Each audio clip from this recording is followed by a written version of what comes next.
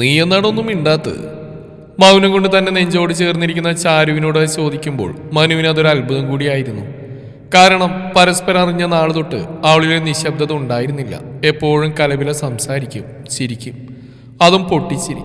അങ്ങനെയുള്ള ആളാണ് ഇപ്പോൾ മിണ്ടാതിരിക്കുന്നത്. അവൻ അവളുടെ തോളിൽ കൈയിട്ട് ചേർത്ത് പിടിച്ച് നോക്കി. എന്തു പറ്റിയിടോ? ഇപ്പൊ തോന്നുന്നുണ്ടോ ഒന്നും വേണ്ടായിരുന്നു എന്ന്? അവനത് പറയുമ്പോൾ അവനിലൊരു മങ്ങിയ ചിരി വിരിഞ്ഞ്, ഒന്നും ചെയ്യാനില്ലാത്തവന്റെ ചിരി. അങ്ങനെ ഞാൻ പറയുന്നു തോന്നുന്നുണ്ടോ മനു? നമ്മൾ ചെയ്തതിലൊരു തെറ്റ് ഞാൻ കണ്ടില്ല. ശരിയാണ് ചെയ്ത്, നമ്മുടെ മാത്രം ശരി. അതിന് മറ്റുള്ളവർ എന്ത് പേരിട്ട് വേണേലും വിളിക്കാം. ഞാനത് കാര്യമാക്കുന്നില്ല. നീയും. അവൾ പതിയെ കവളിൽ കൈവച്ചു. എങ്കിൽ നിന്നെ ഈ വിഷാദം പിടിച്ചപ്പോൾ ഇരിപ്പ് മാറ്റ്. എനിക്കിത് ഒട്ടും ഇഷ്ടമല്ല. നീ എപ്പോഴും കളിച്ചിരിച്ച് സംസാരിക്കുന്ന എനിക്കിഷ്ടം. അവൻ പറഞ്ഞു കേട്ട് അവൾ ചിരിച്ചുകൊണ്ട് അകന്നു മാറി നേരെ നോക്കി. നോക്കിയെത്താ ദൂരത്ത് പരന്നു കിടക്കുന്ന വൃക്ഷലതാദികൾ കൊണ്ട് സമൃദ്ധമായിരുന്ന അവിടം. അവരിയ്ക്കുന്നത് ഒരു വലിയ മലഞ്ചെരിവിലാണ്. ഒരുപാട് കഷ്ടപ്പെട്ടിട്ടാണ് ഇരുവരും അവിടെ എത്തിയത്. ആ മലഞ്ചെരിവിൽ വനത്തിൽ താമസിക്കുന്നവരുടെ ഒരു ഉപദേവത കുടികൊള്ളുന്നുണ്ട്. അവിടേക്ക് വന്നതാണവർ. ചാരു മുഖം താഴ്ത്തി കഴുത്തിൽ കിടക്കുന്ന മഞ്ഞച്ചരട് കയ്യിലെടുത്ത് പിടിച്ച് അവളിലൊരു പുഞ്ചിരി വിരിഞ്ഞു.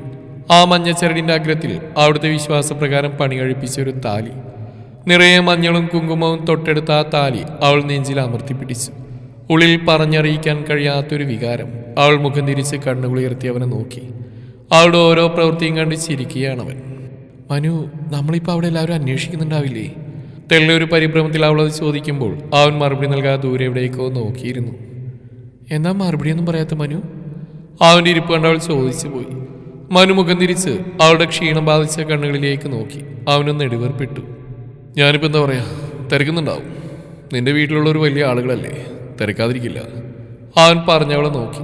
അവൾ തെല്ലൊരു ഭയത്തോടെ അവൻ്റെ കൈകൾക്കിടയിലൂടെ കൈയിട്ട് ചാരിയിരുന്നു. അവരെ നമ്മൾ കുറേ വിഷമിപ്പിച്ച് കാണില്ലേ? ഇത്രയും കാലം നമ്മൾ കാരണം ഒരുപാട് വിഷമിച്ചിട്ടുണ്ടാവും. നമ്മുടെ ഈ തീരുമാനത്തോടെ അത് കൂടുതലാവും.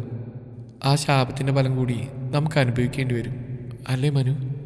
അവളുടെ കണ്ണുകൾ നിറഞ്ഞു. നീ എന്നു മുതലാണ് ചാരു ഇത്രയും ലോല ഹൃദയത്തിനുടമയായി പോയത്? എന്തിനേതിനെ എനിക്ക് ധൈര്യം പകർന്നവള് ഇന്ന് ഓരോന്നും ആലോചിച്ച് കണ്ണു നിറക്കുന്നു. എല്ലാം മറന്നു കളഞ്ഞെങ്കിൽ ചാരു, നമുക്കൊരു ജീവിതമുണ്ട്. അതിനെപ്പറ്റി മാത്രം ചിന്തിച്ചാൽ മതി. നമ്മൾ ഒരുമിച്ച് കണ്ട കുറേ സ്വപ്നങ്ങളുണ്ട്. ഒന്ന് ഓർത്ത് നോക്കിയേ, അതൊക്കെ നടക്കുമ്പോഴുള്ള നമ്മുടെ അവസ്ഥ. അവൻ പറഞ്ഞപ്പോൾ അവൾ എന്തൊക്കെയോ ഓർത്തെടുക്കാൻ ശ്രമിച്ചു. അത്രയും നേരം കണ്ണു നിറച്ചിരുന്നവൾ പെട്ടെന്ന് ചിരിച്ചു. അതേ മനു, നമുക്ക് ജീവിക്കണം. ദൂരെ ദൂരെ ഒരിടത്ത്, ആരും നമ്മുടെ അടുത്തെത്താത്തൊരിടത്ത് സുഖമായിട്ട് കഴിയണം. ചെറിയൊരു വീട് വേണം, നമ്മുടെ സ്വർഗം. അവിടെ നമുക്ക് സന്തോഷം മാത്രമേ ഉണ്ടാവുകയുള്ളൂ. യാതൊരു വേദനകളും നമ്മെ ശല്യം ചെയ്യില്ല. നല്ല രുചിയുള്ള ഭക്ഷണം കഴിക്കണം, നിറയെ ചിത്രങ്ങൾ വരയ്ക്കണം, അതിലെല്ലാം ചായ നിറക്കണം. പിന്നെ നമ്മുടെ മക്കൾ, അവരുടെ ഒപ്പം കുറേ വർഷം കഴിയണം. അവരുടെയും മക്കളെ കളിപ്പിച്ചിരിക്കണം. അന്ന് നമുക്ക് വയസ്സാവും, നമ്മുടെ തൊലിയെല്ലാം ചുക്കി ചുളിയും. എന്നിരുന്നാലും നല്ല ഭംഗിയായിരിക്കും നമ്മളെ കാണാൻ. കണ്ണൊക്കെ കുഴിഞ്ഞു പോയി, കാഴ്ച മങ്ങി, വിറക്കുന്ന ചുണ്ടുകളും കൈവിരലുകളും. പിന്നെ തുടങ്ങി വെച്ച ആവേശം കെട്ടടങ്ങിയ പോലെയായി മുഖം. പിന്നെ എന്താ നിർത്തിക്കളഞ്ഞ്? അവൻ മുഖത്ത് നോക്കി ചോദിച്ചു. മനു, അത് പിന്നെ നമ്മുടെ തലമുടിയൊക്കെ അപ്പൂപ്പൻ താടി പോലെ വെളുത്ത് നരച്ച് കാണും, അല്ലേ? അവൾ ഇടർച്ചയോടെ പറഞ്ഞതും പെട്ടെന്നൊരു കാറ്റ് ആഞ്ഞു വീശി. അവളുടെ തോളിൽ ചുറ്റി വെച്ചിരുന്ന ഷാൾ ഊർന്നു വീണു. ചാരു ഒരു വെപ്രാളത്തോടെ അവനെ നോക്കി. അവൻ്റെ കണ്ണുകൾക്കൊട്ടും ചലനമില്ലായിരുന്നു. ഒരപകർഷതാബോധത്തോടെ വാർദ്ധക്യത്തിലെന്ന പോലെ മുടി കൊഴിഞ്ഞു പോയ ആ നിർന്നലയിലേക്ക് അവൾ ഷാളെടുത്ത് പുതച്ചു. അവളുടെ വേദന ഓരോ ഞരമ്പുകളിലേക്കും പടരുന്ന പോലെ തോന്നി. ഹൃദയഭാരം കൊണ്ട് തീർത്ത ആ വേദന ഇപ്പോൾ തലച്ചോറിനുള്ളിലെ ഓരോ കോശങ്ങളെയും കൊല്ലാതെ കൊല്ലുന്നു. എന്തിനാ ചാരു മറക്കുന്നത്? നിന്നെപ്പോൾ തന്നെയല്ല ഞാനും. അത്രയും താഴ്ന്ന സ്വരത്തിൽ അവനത് പറയുമ്പോൾ അവളിലെ വേദന 100 ഇരട്ടിയായി അവനിലേക്കും പടർന്നു. അതിന് നിന്നെപ്പോലെയാണോ ഞാൻ? ഞാനൊരു പെൺകുട്ടിയല്ലേ? എനിക്ക് ഞാൻ എൻ്റെ പഴയ ഫോട്ടോയെ കാണിച്ചു തന്നിട്ടില്ലേ? അതിലേപോലെയാണ് ഇപ്പോൾ. എൻ്റെ ഭംഗിയൊക്കെ പോയില്ലേ? എനിക്കുണ്ടല്ലോ അരയ്ക്കൊപ്പം കറുത്ത ഇടതൂർന്ന മുടിയുണ്ടായിരുന്നു, അറിയോ? ഞാനെങ്ങനെ പരിപാലിച്ചുകൊണ്ട് നടന്നിരുന്നാണെന്ന്. എന്നാൽ ഇപ്പോൾ കണ്ടില്ലേ, എല്ലാം പോയി. ഞാൻ സ്നേഹിച്ചുകൊണ്ട് വിട്ടുപോയി. എൻ്റെ മുഖം നോക്ക്, കരുവാളിച്ച് പോയില്ലേ? എന്നെ ഇപ്പോൾ കണ്ട പ്രായമായവരുടെ പോലെ ആയില്ലേ?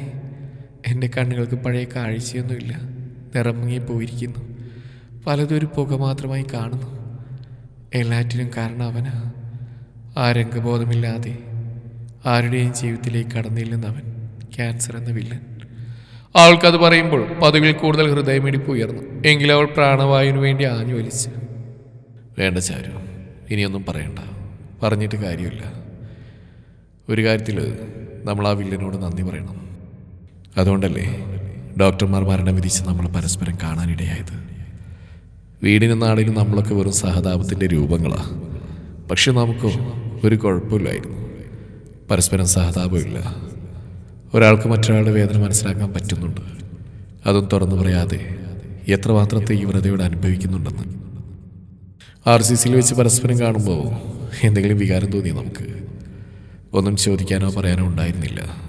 വേണ്ടപ്പെട്ടവരെല്ലാം ദൂരെ മാറിയിരുന്നപ്പോൾ നമുക്ക് അടുത്തറിയാൻ കുറേ കൂടി സാഹചര്യങ്ങൾ കിട്ടി. കാഴ്ചകൾ മറഞ്ഞു പോകുമ്പോൾ അവിടുത്തെ വരാന്തയിലൂടെ നമ്മൾ കൈപ്പിടിച്ച് നടന്നു. സങ്കടം തോന്നിയില്ല. നമ്മളൊന്നും പറഞ്ഞ് കരഞ്ഞില്ല. ഇനി അതുണ്ടാവരുത്. നമുക്കിനി നഷ്ടപ്പെടാനൊന്നുമില്ല ചാരു, ഒന്നും. അതുകൊണ്ട് എന്തിനു വെറുതെ ദുഃഖിക്കണം? അവൻ പറഞ്ഞു മറച്ചു വെച്ച് അവളുടെ ഷോൾ എടുത്ത് താഴ്ത്തി. അവൾ സങ്കടം അടക്കി വെച്ചു. നീ സുന്ദരിയാടോ. ചായക്കൂട്ടുകൾ മുഖത്ത് തേച്ച് മിനിക്കിയ പെൺകുട്ടികളെക്കാൾ സുന്ദരി. ശരിയാ, ഞാനെന്തായാലും നിന്റെ അത്ര ഇല്ലെന്തോലും ആയിട്ടില്ല. നിന്നെ ഇപ്പോൾ കണ്ട എൻ്റെ അച്ഛനായി തോന്നും. അവളൊരു വേദനയോടെ ഉള്ളിലും പറഞ്ഞു ചിരിക്കുമ്പോൾ അവൾ നിരാശയാകാൻ ആഗ്രഹമില്ലാതെ മറുത്തൊന്നും പറയാതെ അവനും ചിരിച്ചു കൊടുത്തു. പെട്ടെന്ന് അവൾക്ക് തലവേദനിക്കുന്ന പോലെ തോന്നി. ചാരു നെറ്റി വേദനയോടെ ചുളിച്ച് തടവി. വേദനിക്കുന്നുണ്ടല്ലേ? അവൻ തൻ്റെ ചുളിഞ്ഞ വിരൽ കൊണ്ട് അവളെ നെറ്റി തടവി കൊടുത്തു. നിനക്ക് വേദനയൊന്നും ഇല്ലേടാ? അന്ന് നീ അങ്ങനെ ചോദിച്ചു. നിനക്ക് വേദന ഉണ്ടെങ്കിൽ എനിക്കും കാണില്ലേ? പിന്നെ നിന്നെ പോലെ സഹനശേഷിയില്ലാത്ത ആളല്ലേ ഞാൻ. കാലം കുറേ ആയില്ലേ. എനിക്ക് ഓർമ്മയുണ്ട്, PG റിസൾട്ട് വന്ന് വിദേശത്ത് പോകാൻ മെഡിക്കൽ എടുക്കുമ്പോഴാണ് ഞാനിതറിഞ്ഞ്. അന്ന് തൊട്ട് ഇത്രയും വർഷം എനിക്ക് വലിയ ആഗ്രഹമായിരുന്നു പ്ലെയിനിൽ പോകാൻ. ചെറുപ്പം തൊട്ടുള്ള എൻ്റെ ആഗ്രഹം. ശരിക്കും പറഞ്ഞ ഒരു ജോലി എന്നതിന് പുറമെ വിമാനത്തിൽ കയറി ലോകം ചുറ്റാനായിരുന്നു ആശ. അതാണ് കയ്യെത്തും ദൂരം ഇല്ലാതായത്. ആ നിരാശയോടെ പറഞ്ഞ് തുറന്ന നീലാകാശത്തേക്ക് നോക്കി. നീ വിഷമിക്കണ്ട, ആ ആഗ്രഹം നടക്കും. കൂട്ടിന് ഞാനും കാണും. നമുക്ക് കാറ്റിലൊരു അപ്പൂപ്പൻ താടി പോലെ പറന്ന് നടക്കാം. ആരും ഒരു തടസ്സവും പറയില്ല. അവളത് പറഞ്ഞൊപ്പിക്കുമ്പോൾ ഉള്ളിൽ പതിവിലേറെ വേദന കൂടി. ഞരമ്പുകളെല്ലാം വലിഞ്ഞു മുറുകും പോലെ അവളൊരു നിമിഷം നിശബ്ദയായി. അവന് തോന്നിയിരുന്നു അവൾക്ക് കാര്യമായിട്ട് അസ്വസ്ഥതകളുണ്ടെന്ന്. ഇനി എന്തും സംഭവിക്കുന്നൊരു ധാരണ രണ്ടുപേർക്കും ഉണ്ടായിരുന്നു. അതിനെ നേരിടാനുള്ള മനസ്സ് ബലപ്പെടുത്തിയായിരുന്നു ആരും അറിയാതെ ഇരുവരും ഒളിച്ചോടി പോകുന്നത്. ഭൂമിയിൽ അവരുടെ ആയുസിൻ്റെ കുറഞ്ഞ നേരമെങ്കിലും ഒരുമിച്ച് കഴിയാൻ അവർ ആഗ്രഹിച്ചിരുന്നു. അധികം വൈകാതെ അവൾക്ക് ചുമയും ശ്വാസമുട്ടലും അനുഭവപ്പെട്ടു. അവൻ നിസ്സഹായതയോടെ നോക്കിയിരുന്നു. സഹിക്കാൻ കഴിയാത്തൊരു പിരിമുറുക്കം അവളുടെ ശരീരമാകെ വലിഞ്ഞു മുറുക്കി. അതിൻ്റെ പ്രഹരമെന്നോണം അവൾ അവൻ്റെ കയ്യിൽ പിടിച്ചു. നിനക്ക് വെള്ളം വേണം ചാരു? മനസ്സ് കല്ലാക്കി അവനത് ചോദിക്കുമ്പോൾ അവൾ തലയാട്ടി ചിരിച്ചു. കണ്ണുകളിൽ നിന്നും വെള്ളം പൊട്ടി വീണു. കയ്യിൽ കരുതിയ വെള്ളക്കുപ്പിയുടെ അടപ്പഴിക്കുമ്പോൾ അവൻ്റെ കൈ വിറച്ചു. കരുതിയിരുന്ന നിമിഷമാണത്. പക്ഷേ പ്രതീക്ഷിച്ചതിനേക്കാൾ ഭീകരത ആ നേരം കടന്നു പോകുമ്പോൾ ഉണ്ടായിരുന്നു. കുടിക്ക് ചാരു. അവൻ വെള്ളം ചുണ്ടോട് അടുപ്പിച്ചു കൊടുത്തു. വെള്ളമിറക്കാൻ പഴയതുപോലെ കഴിയുന്നില്ല. ആരോ തൊണ്ടയിൽ പിടിച്ചു വെച്ചതുപോലെ. എങ്കിലും ചെറുതായി അവൾ ഇറക്കി. ശേഷം കുപ്പി അകറ്റി അവനെ നോക്കി. നിനക്ക് ദാഹിക്കുന്നില്ലേ? അവൾ തിരിച്ചു ചോദിച്ചു. ഉണ്ട്, വല്ലാതെ ദാഹിക്കുന്നുണ്ട്. ഉമിനീർ അല്പം പോലുമില്ല, പറ്റി വരണ്ടിരിക്കുന്നു. അവൻ വിറച്ചു. ഒരു ഭയം ഉള്ളിൽ കൂടിയിരിക്കുന്നു. ദേഹമാസകലം ഒരു തണുത്ത ദ്രാവകം ബാധിക്കുന്ന പോലെ തണുപ്പ് കയറി. അവളുടെ കയ്യിൽ നിന്നും വെള്ളം വാങ്ങി കുടിച്ചു. നിനക്കെന്തെങ്കിലും എന്നോട് പറയാനുണ്ടോ? അവൾ ചോദിച്ചു. എന്തൊക്കെയാ അവനിൽ നിന്ന് കേൾക്കാൻ ആഗ്രഹിച്ചിരിക്കണം. നിനക്ക് നല്ല ക്ഷീണമുണ്ട് ചാരു, കുറേ നടന്നുണ്ടാവും, നീ ഉറങ്ങിക്കോ. അവനത് പറഞ്ഞ് നിർബന്ധപൂർവ്വം പുൽനിരപ്പിൽ കിടത്തുമ്പോൾ അവളുടെ അരികിലായി അവനും കിടന്നു. കുറച്ചു നേരം അവർ നോക്കിക്കിടന്നു. എനിക്കിപ്പോൾ ഒരു ആഗ്രഹം. എനിക്ക് നിന്നെ നെഞ്ചിൽ തലവെച്ച് കിടക്കണം. പിന്നെ നമ്മളിൽ ഞാനായിരിക്കണം. ആദ്യം മരിച്ചു പോയിട്ട്, എന്നാലേ മരണം വരെ ഭാര്യയായിട്ട് കഴിയാനുള്ള ഭാഗ്യം കിട്ടിയ പെണ്ണായിട്ട് എനിക്ക് സ്വയം ആശ്വസിക്കാൻ കഴിയും. നിന്റെ ആഗ്രഹം ദൈവം സാധിച്ചിരട്ടെ. ഉയരുന്ന ആ വേദനയിലും അവനത് പറഞ്ഞ് അവളെ തന്നിലേക്ക് ക്ഷണിച്ചു. അവൻ്റെ നെഞ്ചിൽ തലവെച്ച് അവൾ കിടന്നു. ഒരു തോന്നലിൽ അവൾ ഉയർന്നു തിളക്കുന്ന നെറ്റിയിൽ ചുണ്ടമർത്തി തിരികെ നെഞ്ചിൽ തലവെച്ച് കിടന്നു. അവനൊരു പുഞ്ചിരിയോടെ തിരിച്ചും അത് ആവർത്തിച്ചു.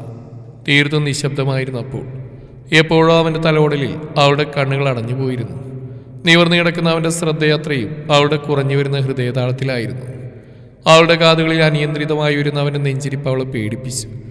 ഇരുവരും ഒരേ ആഗ്രഹം നടപ്പിലാവാൻ വേണ്ടി മൗനമായി പ്രാർത്ഥിച്ചുകൊണ്ടിരുന്നു. അവളുടെ കണ്ണുകൾ പൂർണ്ണമായി അടഞ്ഞുപോയി. ഇപ്പോൾ അവളുടെ ശരീരത്തിന് ഒരു തൂവലിൻ്റെ കനം പോലുമില്ലെന്ന് തോന്നിപ്പോയി. ഹൃദയത്തിന് വളരെ വളരെ പതിയൊരു താളം മാത്രം. ഭൂമി വിട്ട് പോകാൻ ഒരുങ്ങി അവൾ അറിഞ്ഞിരുന്നു. അവൻ്റെ ഹൃദയം പൊട്ടിപ്പോവും വേഗത്തിൽ മിടിക്കുന്നു. ആഗ്രഹം നടക്കാൻ അവൾ വീണ്ടും പ്രാർത്ഥിച്ചു. ആഗ്രഹം നടപ്പിലാക്കി ആത്മാവ് ശരീരത്തോട് വിട പറഞ്ഞു. അവളുടെ കണ്ണിൽ നിന്ന് ഊർന്നു വീണ കണ്ണുനീർ അവൻ്റെ നെഞ്ചകം നനച്ച നിമിഷം അവൾക്ക് പിറകെ അവന് യാത്രക്ക് ഒരുങ്ങിയിരുന്നു. അത് പക്ഷെ അവളെ പോലെ പതിയായിരുന്നില്ല. എത്രയും പെട്ടെന്ന് അവളുടെ കൈ പിടിക്കാനുള്ള ആവേശത്തോടെയായിരുന്നു. ഒരു കുമിള പൊട്ടിപ്പോവും വേഗതയിൽ അവൻ്റെ ഹൃദയം നിലച്ചു പോയിരുന്നു. അവൻ്റെ ഹൃദയം അവളായിരുന്നു. ആ ഹൃദയം അകന്നു കഴിഞ്ഞാൽ പിന്നെ പ്രാണനില്ല. ഭൂമിയിലെ എല്ലാ വേദനകളെയും അവിടെ ഉപേക്ഷിച്ചുകൊണ്ട് സന്തോഷം മാത്രമുള്ളൊരു ലോകത്തേക്ക് അവരിരുവരും യാത്രയായി. വെളുത്ത മേഘങ്ങൾക്കിടയിലൂടെ അവർ സഞ്ചരിക്കുമ്പോൾ ഒരിക്കൽ നഷ്ടപ്പെട്ടു പോയ എല്ലാ സൗന്ദര്യവും അവർക്ക് തിരിച്ചു കിട്ടി. ചുക്കിച്ചുളിഞ്ഞ തുലിയോ കരുവാളിച്ചു പോയ മുഖമോ അല്ലായിരുന്നു അവർക്ക്. അവളുടെ അരയ്ക്കൊപ്പമുള്ള മുടി അവളുടെ സൗന്ദര്യത്തിന് മാറ്റുകൂട്ടി. അവർ വേദനകളൊന്നും തന്നെ ഇല്ലാതെ പൊട്ടിച്ചിരിച്ചു. ഉള്ളു തുറന്ന ആശ്വാസത്തോടെ ആർത്തുല്ലസിച്ചുകൊണ്ട് പറന്നു നടന്നു. ഭൂമിയിൽ നിഷേധിച്ച അവരുടെ ജീവിതം അവിടെ തുടങ്ങുകയാണ്. ഇനി ഒരിക്കലും അതിനൊരു അവസാനമില്ല. തുടർന്നുകൊണ്ടേയിരിക്കും അവരുടെ പ്രണയം പോലെ.